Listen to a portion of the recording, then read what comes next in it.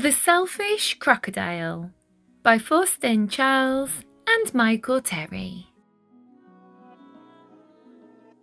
Deep in the forest, in the river, lived a large crocodile. He was a very selfish crocodile. He didn't want any other creatures to drink or bathe in the river. He thought it was his river.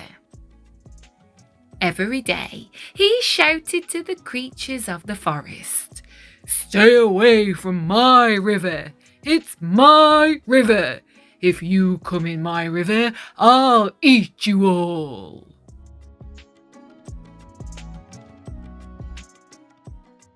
So there were no fish, no tadpoles, no frogs, no crabs, no crayfish in the river.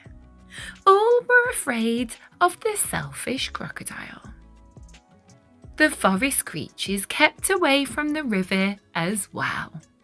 Whenever they were thirsty, they went for miles to drink in other rivers and streams.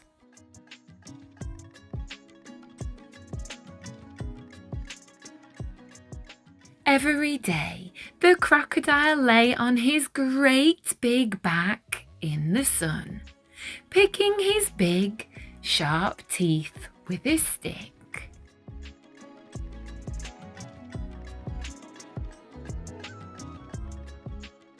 But early one morning, the forest was awakened by a loud, groaning sound.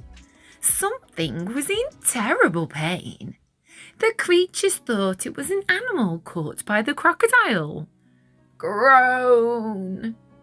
But as the sun came out brightly, they saw that it was the crocodile who was in pain. He was lying on his big back, holding his swollen jaw, and he was crying real tears. Groan!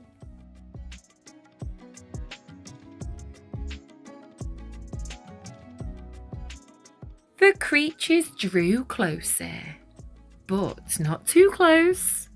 Some of the creatures felt sorry for the crocodile. "What's the matter with him?" asked a deer.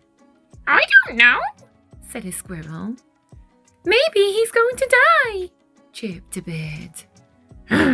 "If that happens, it'll be safe to go in the river," grunted a wild pig.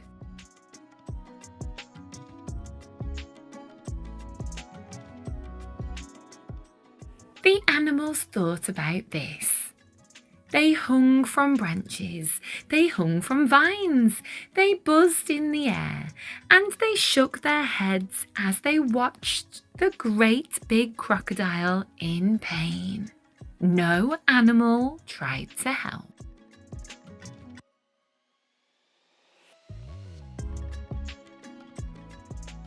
Suddenly, a little mouse appeared, sniffing the air.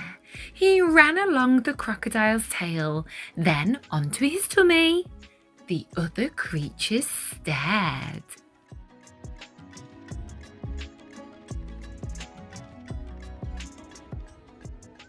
"Look at that mouse," chattered a monkey.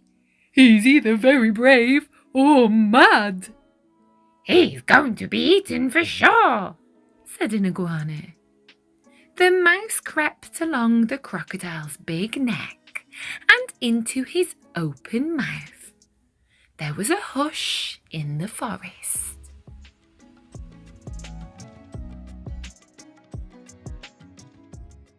The mouse got hold of something and pulled and pulled and pulled. Then he put it on his shoulder and walked out of the crocodile's mouth. There was a loud cheer from the astonished creatures. The crocodile sat up and said, "I don't feel any more pain. It's all gone." Then he saw the mouse walking down his tummy, carrying an enormous crocodile tooth on his shoulder.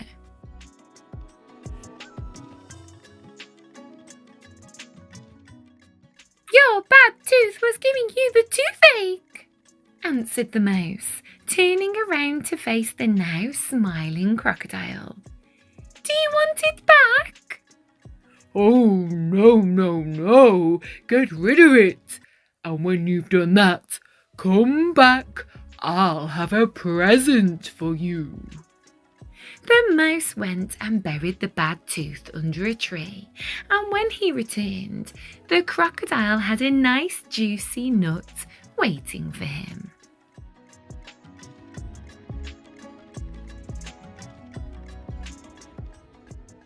As the crocodile watched the mouse eating the nut, he said to him, You were very clever getting rid of my toothache, and kind too.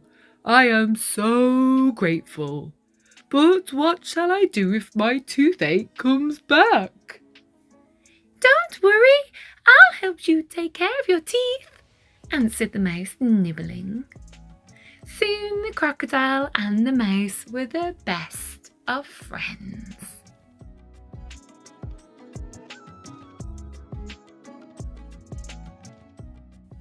And one day the crocodile sent all the animals an invitation.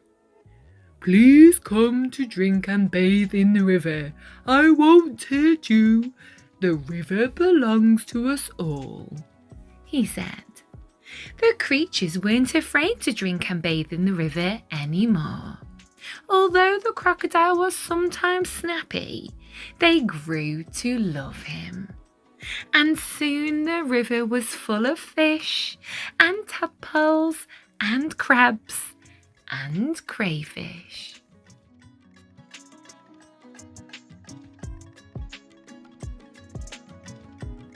Thanks for watching Love to Read with Miss Ellis. Please remember to like, subscribe and comment. Take care. Bye for now.